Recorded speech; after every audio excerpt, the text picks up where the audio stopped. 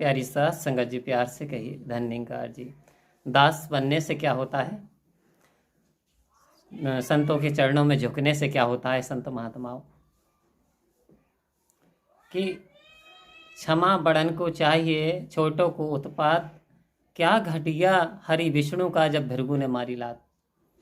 आओ प्यारी साथ संगत जी, जब भृगु ऋषि परीक्षा लेते हुए फिर रहे थे तो आप भिन्न भिन्न डिफरेंट देवताओं के पास गए, तो वहाँ शिव जी के ये सुनते हैं कि पास गए तो वो भी भाला लेकर के तैयार हो गए अपना, और उन्होंने भी अपना त्रिशूल उठा लिया। तो उन्होंने कहा महाराज क्षमा करो, मैं तो एज ए टेस्ट के लिए आया था। अरे मैं तो समझा ही नहीं।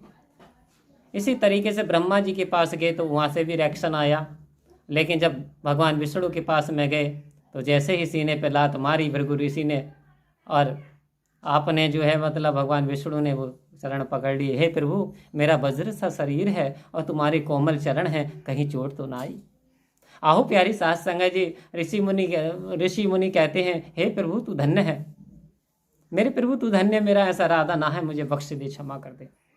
आओ प्यारी साथ संगत जी, हम करते क्या है, कहते तो दास को क्षमा कर देना, दास को बख्श देना, लेकिन प्यारी साथ संगत जी क्या दास्ता हमारे अंदर आ पाई है, जरा सोचने का विषय है।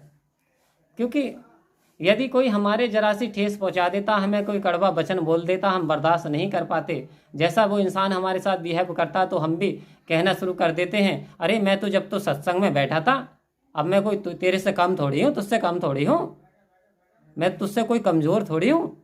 इस प्रकार का जो है हम क्या करते हैं, यानी रिएक्शन देते हैं, जैसे हम वो नहीं करते। आओ संत महात्माओं, सदगुरु माता जी तो हमें ये सिखाना चाह रही हैं कि दो व्यक्ति जा रहे थे निकले हुए, एक दूसरे के जो है हल्की सी कंधा लगा तो उनमें जो है मतलब मार पिटाई की नौबत आ गई। वहाँ पे बोले भाई तुझे दिखाई नहीं दे रहा, बोले मैं तो सही दिशा में जा रहा हूँ, बोले तुझे नहीं दिखाई दे रहा, तू क्या अंधा हो गया। दोनों में मार पिटाई की नौबत आ गई। वहाँ कोई सज्जन व्यक्ति थे, उन्होंने बीच बचाव कर बचाया। वहीं एक बाजार में दो नवयुवक थे और दोनों नवयुवक धोखे से वो कंधे जैसे भिड़े सामान खरीद रहे थे। तो वो बोला भाई साहब जी मेरी गलती है, क्षमा करना। तो वो कहता नहीं जी आपकी गलती नहीं, मेरी गलती है जी, क्षमा कर देना। अरे बोले नहीं महात्मा जी, वो एक दूसरे के पैरों में झुक जाते हैं, चरण छूते हैं। अरे महाराज आपकी गलती नहीं, मेरी गलती है। आओ प्यारी साथ संगत जी, ये कारनामा वहाँ के बाजारवासी देख रहे थे। भाई अभी तो जो नज़ारा हमने रास्ते में और था, वो तो लड़ रहे थे, गाली गलौज कर रहे थे, लेकिन ये नवयुवक हैं, ये एक दूसरे से सीना मिला रहे हैं, कंधे से कंधा मिला रहे हैं और कह रहे हैं मेरी गलती है। आओ प्यारी साथ संगत जी, हमें सदगुरु माता जी यही सिखा रही हैं।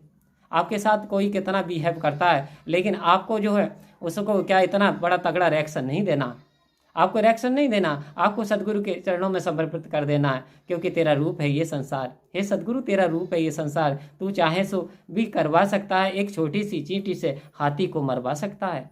हे प्रभु तेरे हाथ में मान सम्मान सब तेरे हाथ में है मेरे प्रभु, तो जैसा तू चलाना चाहता मैं वैसा बन पाऊँ।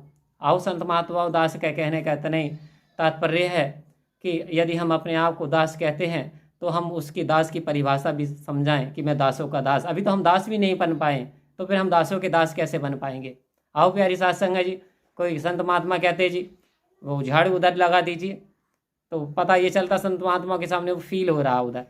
तो आओ प्यारी साथ संगत जी, हमें टोटली अपने आप को जीरो बना देना है, और जीरो बना देते हैं तो आप जानते हो एक छोटा सा बच्चा होता है ना मासूम, तो माँ कितने प्यार से उसे दूध पिलाती है, सीने से लगाती है, लेकिन जैसे जैसे वो बच्चा बड़ा हो जाता है और जैसे जैसे वो अवहेलना करना शुरू कर देता माँ बाप के जो है वो इतना प्यारा नहीं होता, माँ बाप उसे इतना सीने से नहीं लगाते, क्योंकि अब उसके अंदर चालाकी भर गई, चतुराई भर गई। आओ प्यारी साथ संगत जी, हमें चतुराई चालाकी सब की सब छोड़नी है और हमें एज ए अपने आप को छोटा ही मानना है। बस छोटे हुए मानते हुए सदगुरु के चरणों में विनती करते हुए अपने जीवन को जिएंगे तो वास्तव में हमारे जीवन का कल्याण हो जाएगा।